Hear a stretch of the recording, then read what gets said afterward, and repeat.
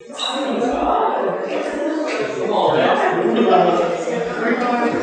so for my gorilla, I did a collection of poems.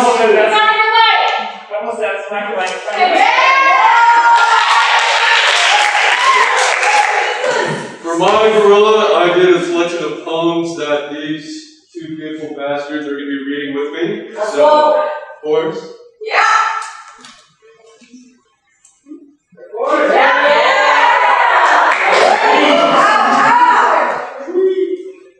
These are all written by Zach Domanski, so. Yeah!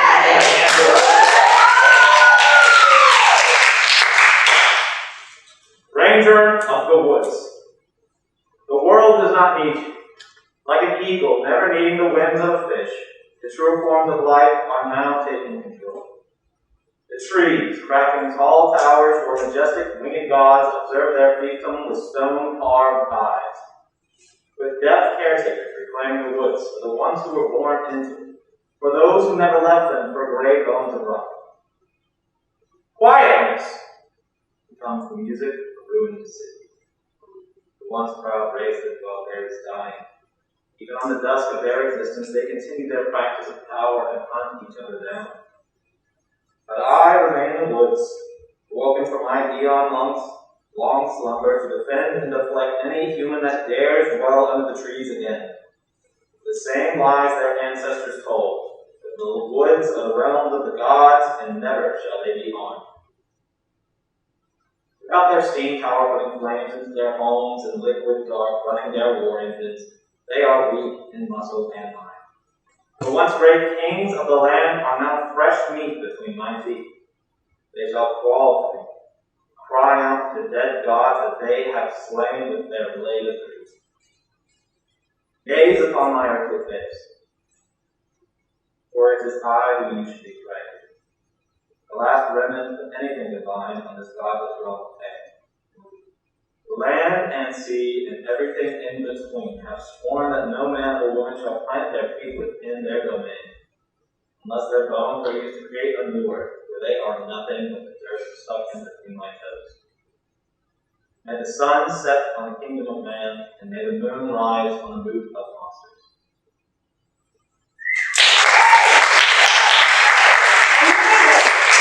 Shadow of the Scourge. The war's over. The old may finally rest, while the young can rise in strength, eager to claim the slave that was bloody, push aside the problems of the past, begin to spin the fortunes of the future with those of different blood that was once born.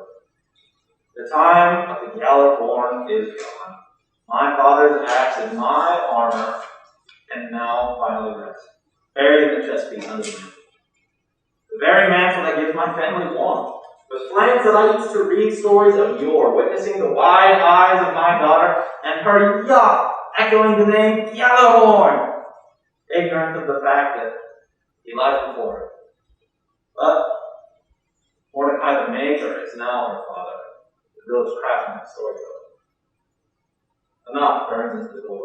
Smoke echoes from the farmland afar. The village jarl is rounding up men and women to take up the rusted swords of their ancestors and take the fight to the foreign foes. Little do they know the fear-inducing fiend, the once hallowed horn of battle, howls humbly down the road, waiting for the watcher of war to sound his cry. My very presence puts courage into my fellow comrades, and with a single barbaric yell, I gain the attention of the antagonist. With a quick ritual coating of my hands of the untainted soil, I carve the words of my ancestors to the face of my new foe. Whatever nightmares you've witnessed are mere dreams compared to me. The anvil of anguish booms as the steel of the slaughtered are beaten against the hammer. For I, Yallarhorn, am the smith of slaughter.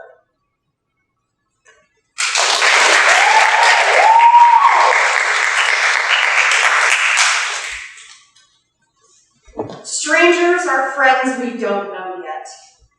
The world is a pearl and death its oyster.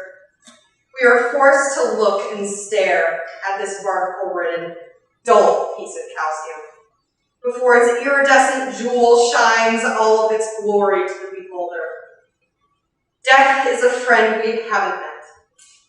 Yet if we shout or think of its name, We fear it not, Father.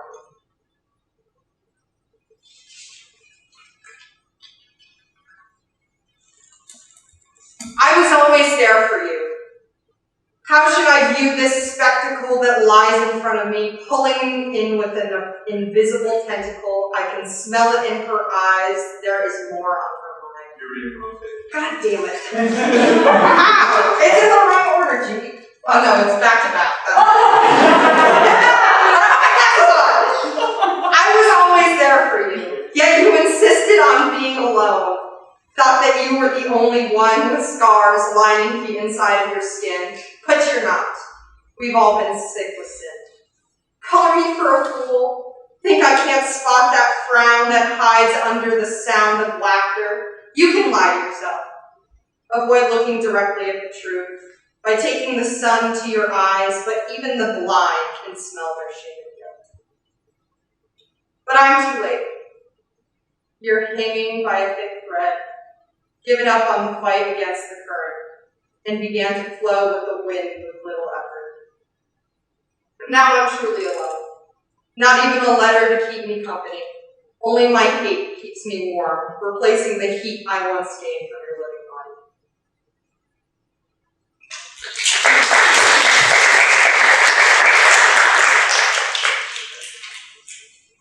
body. Unconscious contusions. I've been asleep for the most part. You've been behind my eyelids, breathing in my dreams, bathing my thoughts. I couldn't capture your character within any piece of art. They told me to chase the stars, but I'm stuck naming the constellations that hide within your freckles. Is it a waste of time to spend most of my day on the dime? How should I view the spectacle that lies in front of me, pulling me in with an invisible tentacle? I can smell it in her eyes. There is more on her mind. Words begin to trickle off your lips. Now it's time to lean in or sit. All of those honey words with a kiss that lace the air with affection like this. This chance I shall not miss. The sudden blare of an alarm claps the stale morning air. My day has already caused me harm. Another day spent away where I can't have my time being paid to you. Magnum opus of a madman. Mustn't leave this cold haven. Can't survive outside the security of this cage. These metal bars and concrete walls harness my rage till it is dull and stow away my tears.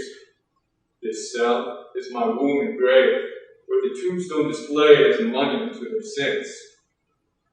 My warden offers me tissues to quench my woes, to apply the streams of passion's blue from the guests that wander outside my limited domain. But instead, I shape myself into words of wonder, scripts of sadness, and glyphs of gore. And when I have no tears left, I shall tap into a new source of ink, so these pitiful papers promised to me by these pompous, pious people will now bathe boldly in blood brought forth from the burrows of my body. May this red river run rampant with illustrated, ill-intended, and illicit words. So upon my death, may these fiends spiritually find my feet lying between the bars of my prison, and understand that the gates in which I am bonded to are capable of containing this malicious man of mayhem, but not the mind, nor the tongue, nor the words of a rot. It is these they should look upon that should be ring and wit. As long as I have the tools to write, I shall be free. Do my eyes lie? The dead do not tell tales, or so they thought. My petrified lips on words they kiss flow forth to our ears and never miss. We are dead and unburied, longfully lingering, wrongfully working, exempt from expiring, denied from drowning. Thrust us tenuously to the tongue tenaciously, till we are firmly fermented with ideas demented. The only time I'll receive a flower is when my necrotic hands are unable to bear it. Thank you.